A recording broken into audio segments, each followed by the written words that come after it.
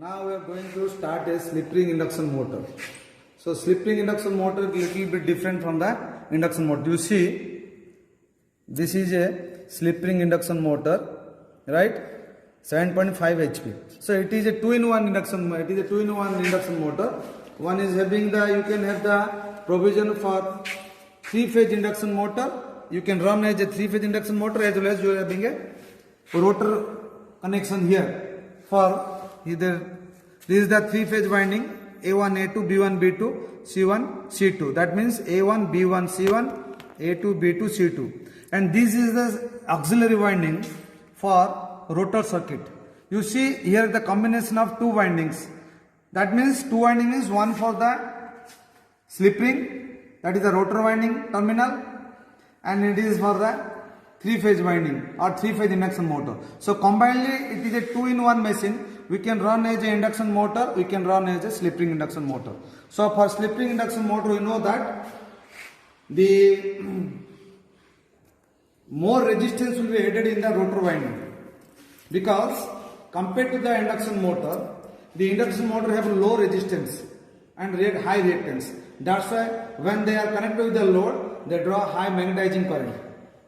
That is due to this, the power factor became very low. So they do not develop the good starting torque. So for heavy loads or medium load, they are unable to drive the load, to hoist the load or to operate the load. That's why to improve the power factor, because the current is lagging, magnetizing current, which is a lagging power factor. So to improve the power factor, we know that there is a RLC circuit.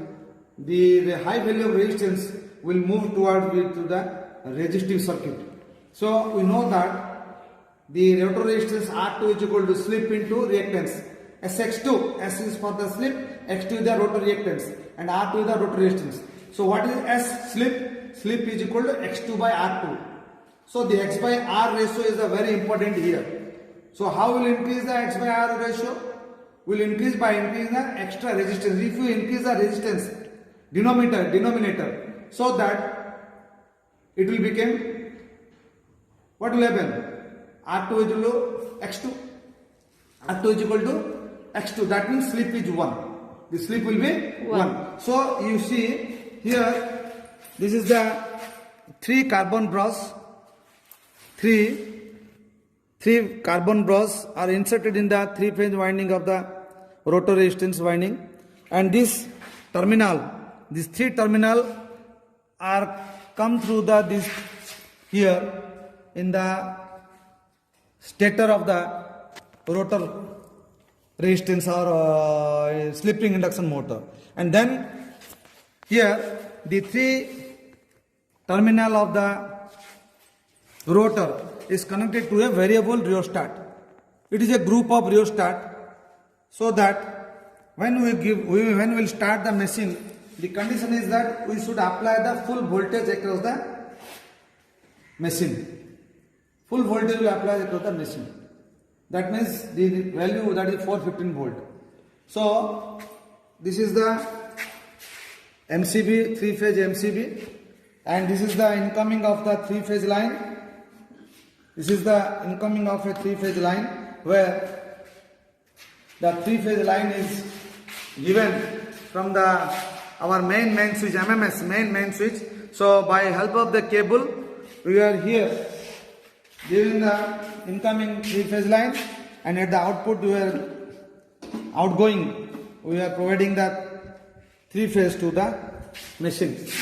So now what we will do, initially we will give the supply. We will check whether the machine is provided the full phase or supply 3-phase perfect winding or not. So we have to measure. You measure the voltage, that is 415 volt. Here it is written that the supply voltage is 415 volt.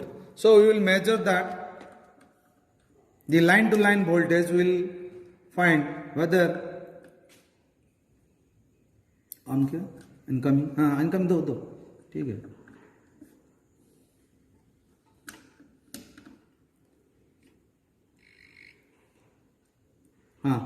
You see, this is around 420 or 423 or 400 plus, right? So it is okay. Now we will give the start. So you start the machine, we will switch on the MCB Yes. Now we'll give the we'll vary the regulator. And what will happen? So that by adding the extra resistance, we are going on adding the resistance by regulating the rheostat, so that the machine will operate. And then this carbon brush is automatically, after starting, it will become short and it will run in the normal way. So this is the position of the machine. So now what will happen? To stop the machine, again I will reduce the regulator. You cannot direct switch off the supply. We will gradually reduce the regulator and bring the motor in the idle condition. Then we will switch off the machine.